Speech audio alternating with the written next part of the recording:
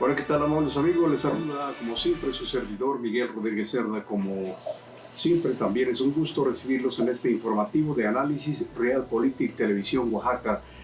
En este lunes 5 de octubre de 2020, hoy, como es costumbre, en este programa tendremos el análisis, la crítica y las noticias de mayor trascendencia en la semana, en la voz de su servidor y las opiniones de nuestros periodistas, columnistas más destacados a nivel local y nacional.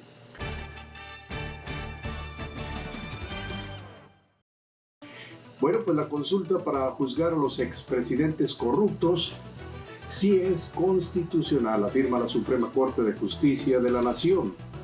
La Comisión Federal de Electricidad desacata el decreto, o lo decretado, mejor dicho, por el presidente López Obrador, y continúan las arbitrariedades contra los usuarios. El viejo lobo de la política Porfirio Muñoz Ledo, de llegar a ser titular, se propone limpiar Morena. Otra más de la impunidad, colman de caricias y apapachos legaloides al príncipe de las tinieblas de la pornografía infantil, Kamil Nazif. La justicia condena a los ladrones de cuello blanco, pero los jueces se encargan de liberarlos. Mecanismo de la impunidad en México. Salinas de Gortari mató a mi padre, afirma después de 31 años la hija de Manuel Cloutier. Atentado de Morena contra la transparencia. Una mentada de madre. Si México Libre se vuelve un partido político, afirma Jesús Lemus. Para el 2021 llegarán a México los 4 jinetes del apocalipsis, sostiene Federico Valle de la Central de Obreros y Campesinos Independientes. Tendremos también las notas cortas de la semana, así como lo que sucede detrás del séptimo arte. Gracias por acompañarnos.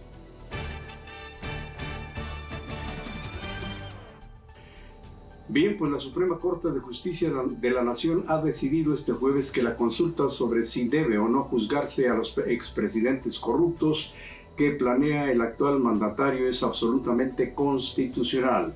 El fallo de 6 votos contra 5 ha dado la espalda a la polémica en la que se consideraba todo lo contrario. Como se sabe, el punto de partida fue lo que afirmaba que la justicia no podía ser sometida a la opinión de las mayorías, pues vulneraba los derechos de las víctimas y el debido proceso. Esta decisión, no obstante, ha dividido al Pleno del Alto Tribunal, pero la mayoría manifestó que es válido el derecho de la ciudadanía a expresar su voluntad. Ahora, la nueva pregunta aprobada por 8 jueces de la Corte es: ¿estás de acuerdo en que no se lleven a cabo las acciones pertinentes con apego al marco constitucional y legal para emprender un proceso de las decisiones políticas tomadas en años pasados por los actores políticos?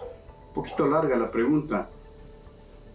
Pues a grandes rasgos, a algunos ciudadanos les parece que con estas determinaciones nuevamente le están dando más vueltas a las vueltas y que al final de cuentas parece ser que el anhelo de trasfondo es seguir perdonando los latrocinios, como ya es costumbre, y de esta forma dar la bendición a los delincuentes depredadores de la nación para que en un futuro próximo, cuando retornen los buitres de la dictadura perfecta, vuelvan a ser de las suyas con el sufrido pueblo mexicano.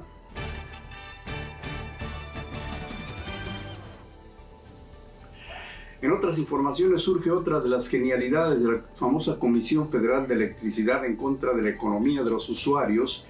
La gran cantidad de errores que comete dicha empresa la justifican aduciendo que se debe a la terrible pandemia.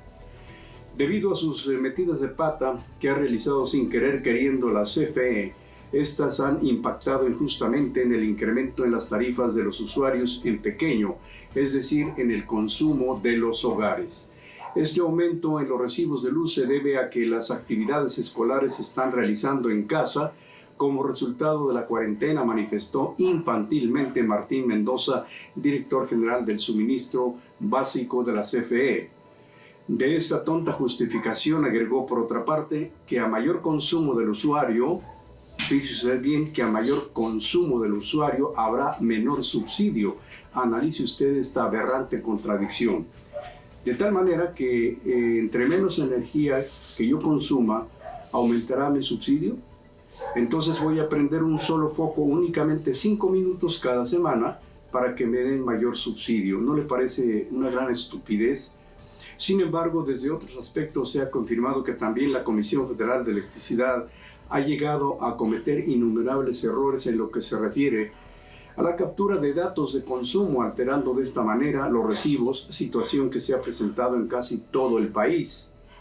Desgraciadamente son muy pocos los ciudadanos que denuncian estas anomalías y prefieren pagar estas arbitrariedades que perder un valioso tiempo en reclamos y trámites engorrosos y desgastantes, independientemente de que en todos los casos el personal de recepción entra en una cansada verborrea y explicaciones inentendibles para el usuario, que finalmente este último termina más confundido y cansado que al principio. Pero por si todo lo anterior fuera poco, la CFE tiene otro agregado más en perjuicio del consumidor en pequeño. Ahora posee además la abusiva facultad de poder finiquitar de manera definitiva su contrato, terminando así toda relación con dicha empresa y así podamos comprar más velas en la tienda de la esquina. Esa es la última locura dictatorial, arbitraria y absolutista que esta empresa realiza bajo el auspicio de su señor director, el señor Manuel Bartlett Díaz. Y acuérdese que también la CFE tiene el poder de lanzarlo al buró de crédito si usted no paga el recibo a tiempo.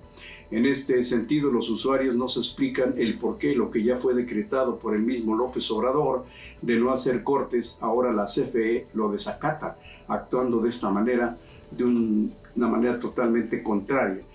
Nos preguntamos al presidente qué es lo que está pasando.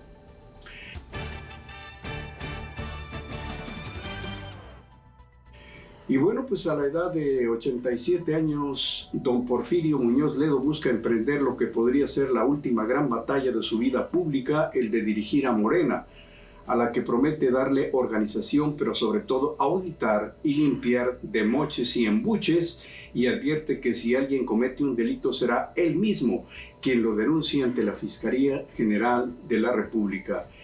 Me comprometo, dijo, bajo mi palabra, que voy a auditar al partido antes de entrar, caiga quien caiga. Se acabaron los moches, dijo en entrevista el decano político. Porfirio Muñoz Ledo está convencido de que al interior de Morena ha habido malos manejos. Muñoz Ledo propuso además una auditoría para el 100% de los recursos que utiliza el partido para los gastos. Estas y otras importantes acciones aseguró que llevará a cabo en el caso de ganar la dirigencia del partido Morena. En otras informaciones, son varias las ocasiones en que hemos sido testigos de la forma por demás salvaje en que han sido tratados muchos menores de edad cuando algunos de los cavernícolas inspectores los estrujan y les lanzan al piso su humilde mercancía por el solo hecho de no contar con el miserable permiso de 10 o 15 pesos para vender sus pobres productos para poder subsistir. Pero he aquí el contraste en nuestro amado México, ya que por orden de uno de los tantos amables y santificados jueces del país, al nefasto empresario libanés Kamel Nassib Borge, cuyo diabólico hobby es la pornografía infantil, le fueron descongelados 800 millones de pesos, es decir, que se los reintegraron en virtud de haberse comprobado en gran medida su pudorosa y limpia conducta. Este nauseabundo delincuente, como ya se sabe, es el gran brother del alma de otro de los repulsivos desequilibrados sexuales, como lo es el ex gobernador de Puebla por parte del primario Plutarco Marín Torres, el tan famoso exquisito gober precioso, quien por cierto, hasta el momento de esta redacción aún se encontraba prófugo y a quien el citado empresario le conseguía a niños para que éste desahogara sus diabólicos instintos sexuales.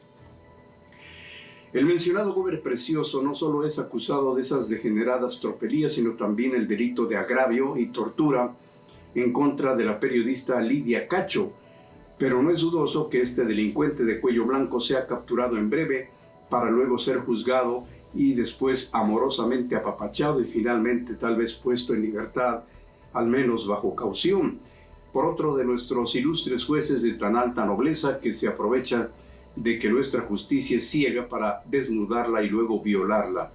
Así están las cosas.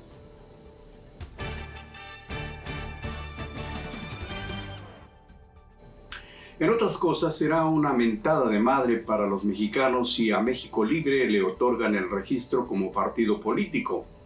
Lo anterior fue la contundente respuesta que dio Jesús Lemos cuando se le preguntó su opinión respecto a que Felipe Calderón está luchando en los tribunales para que se le conceda el registro de su partido. Esto significaría una trinchera política para Felipe Calderón para decirse perseguido político en caso de ser enjuiciado. Un criminal no puede tener un partido político, dijo Lemos, porque ello le permitirá tener una voz en el Congreso, aseguró el destacado periodista, al desentrañar también los vínculos criminales que el gobierno calderonista cubrió y que costó más de 100,000 muertes. En su libro, que se centra en la figura de Genaro García Luna y su biografía criminal, Lemos narra su ascenso en 27 años desde que fue jefe de inteligencia del CISEN, en el gobierno de Salinas de Gortari y cómo se convirtió en el superpolicía de Vicente Fox y en el secretario plenipotenciario del gabinete de Felipe Calderón y sus alianzas con el narcotráfico.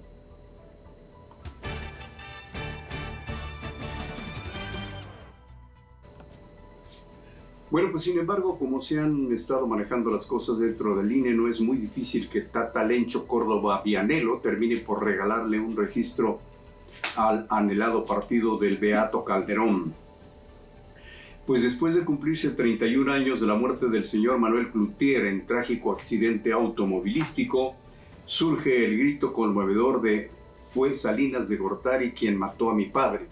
A grandes rasgos así lo expresó su hija Tatiana Cloutier. Como se recordará por quienes vivieron esa época, fue un 1 de octubre de 1989 cuando el señor Cloutier falleció en un accidente automovilístico del que existen constantes dudas sobre de si fue realmente un accidente o se trató de un atentado en contra de este connotado personaje que hizo temblar al PRI y que, de acuerdo con algunos conceptos de sus partidarios, fue obra del controvertido Carlos Salinas de Gortari, ganador espurio de la presidencia de la República después de tan polémico y tramposo fallo del sistema. Mecanismo que fue calificado como una de las más descaradas trampas para dar el triunfo a Salinas y su círculo de corrupción del que estaba rodeado. Perdón. De lo contrario, según se afirma, el señor Cloutier hubiese ocupado la silla presidencial. Ese pánico hizo temblar al controvertido equipo salinista, lo que los obligó a obtener el poder a toda costa por medio de una de las más nauseabundas e históricas trampas del partido en el poder de ese entonces.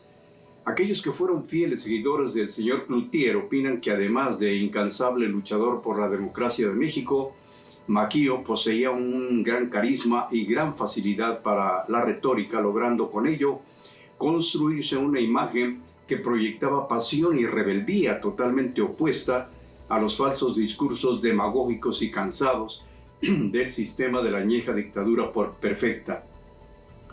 Pero independientemente del fraude que le arrebató la silla presidencial, Cloutier había denunciado otro fraude electoral anterior cuando contendió con Francisco Labastida Ochoa por la gubernatura de su tierra natal, Sinaloa, lo cual, no obstante, pues solo sirvió para inyectar más su ánimo y contender para la presidencia de la República, pero la muerte accidental o tal vez su asesinato se lo impidieron. Hace muchos años, decía un pensador, la historia de México está hecha de traiciones desde el cura Hidalgo, Juárez, Zapata, Madero y Pino Suárez e incluso hasta Colosio.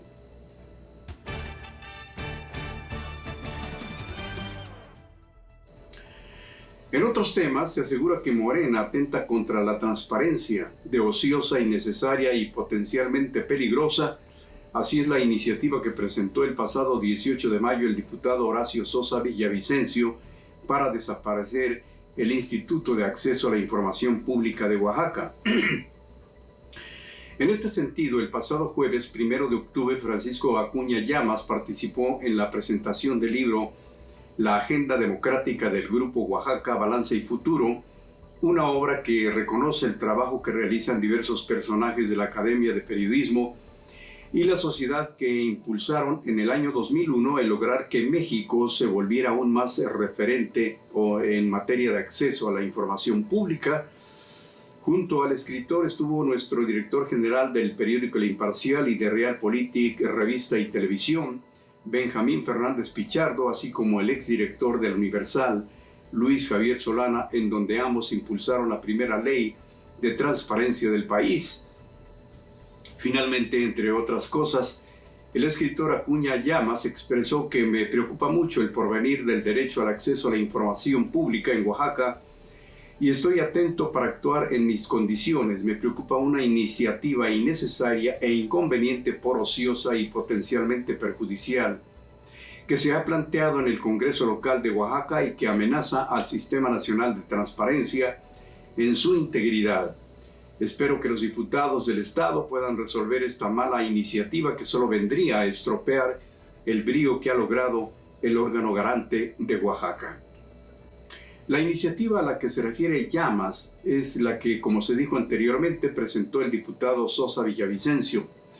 Inexplicablemente no sabemos cuál sea el marco de interés que impulsa a este legislador en presentar una iniciativa tan perjudicial y tan poco benéfica para el pueblo de Oaxaca, cuando de por sí aún con la famosa ley de transparencia existen muchas cosas opacas que se ocultan dentro del sector oficial en Oaxaca.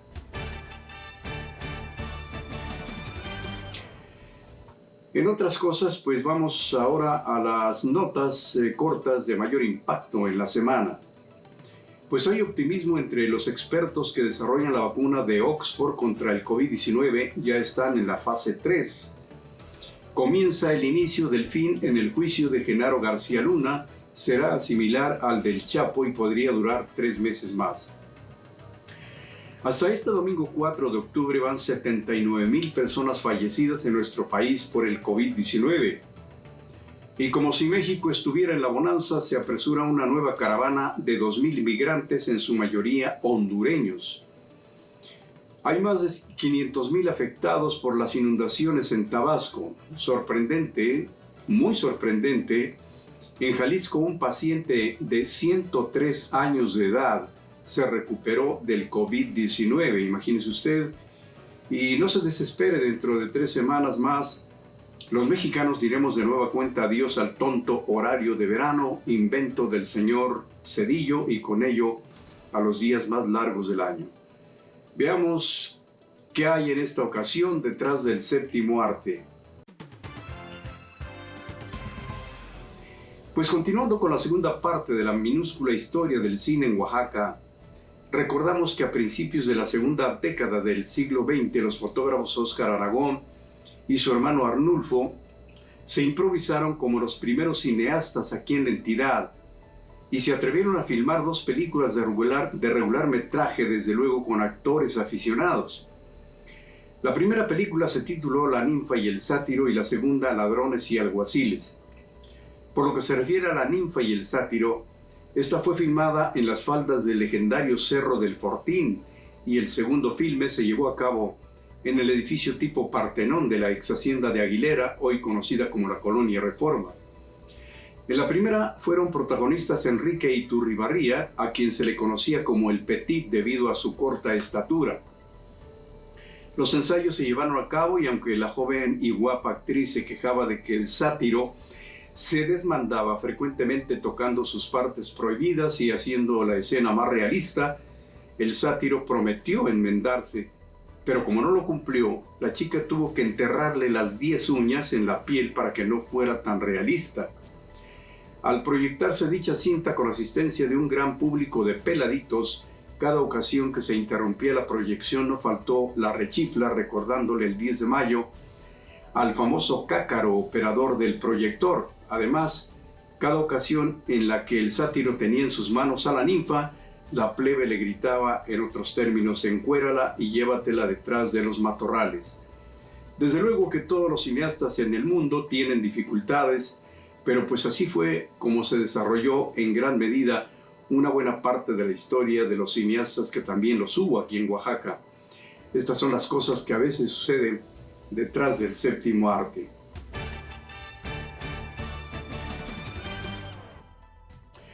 Y bien, amables amigos, en la edición número 472 de su revista semanal Realpolitik, usted podrá leer además los artículos El presidente ya no escucha, de Martín Moreno, Recaudar a como dé lugar, de Jorge Alberto Guillén Alcalá, La libertad está amenazada, de Nicolás Alvarado, y México merece otro presidente, de Beatriz Pajés. Por supuesto, también podrá leer las columnas políticas Balcón, de Carlos Cervantes, Unas de cal por las de arenas, de Alfredo Arenas Casas, Escaparate político, de Felipe Sánchez, así como Será verdad que, y Circo, Maroma y Teatro, y por supuesto nuestra columna Picando el avispero. Su servidor Miguel Rodríguez Cerda les agradece el favor de su atención a este resumen semanal de análisis informativo con lo más trascendente de la semana, así como los conceptos y opiniones de nuestros periodistas y columnistas más reconocidos a nivel local y nacional. Acompáñenos una vez más a partir del próximo lunes por la tarde, aquí en Realpolitik Televisión Oaxaca, nuevamente a través de Facebook, YouTube, Twitter e Instagram, o bien únicamente anote en la línea de internet Resumen Semanal Realpolitik Televisión Oaxaca, y ahí estaremos presentes con la venia de usted. Cuídese mucho, siga las medidas protectoras de sanidad y vacúnese contra la influenza. No olvide que todavía hay escasez de camas para atender el COVID-19, elefantes blancos abandonados como hospitales y un semáforo epidemiológico que siempre anda echándose sus mezcales. Nos vemos en el próximo informativo. Cuídese mucho.